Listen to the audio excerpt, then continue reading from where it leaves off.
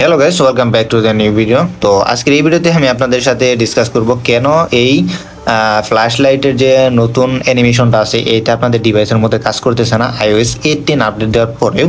তো তাদের জন্য আজকের এই ভিডিওটা অ্যাকচুয়ালি কেন কাজ করে না সেটা অনেকেই হয়তো বুঝতেছেন না যে তাদের ফোনে কোনো প্রবলেম কিনা। তো এটা মূলত যে ডিভাইসগুলোর মধ্যে অ্যাকচুয়ালি এই ডাইনামিক আইল্যান্ড নামক যে নসটা আছে, নিউ নস যেটাকে বলা হয় অ্যাকচুয়ালি এরকম, তো ওই ডিভাইসের মধ্যেই শুধুমাত্র এটা কাজ করবে। আদারওয়াইজ যে ডিভাইসগুলোর মধ্যে আগেকার যে নসটা আছে ওল্ড মডেলের, ঠিক আছে, ওইটার মধ্যে কিন্তু এটা কাজ করে না টোটালি।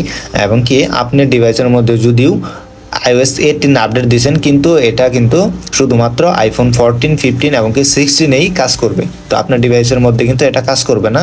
আর রিজন একটাই, সেটা হচ্ছে যে এই নস যে ডিভাইসগুলোর মধ্যে থাকবে সেই ডিভাইসের মধ্যে এই নতুন ফ্ল্যাশ ফিচারটা কাজ করবে। তো বন্ধুরা ভালো থাকবেন, ভিডিওটা এই পর্যন্তই।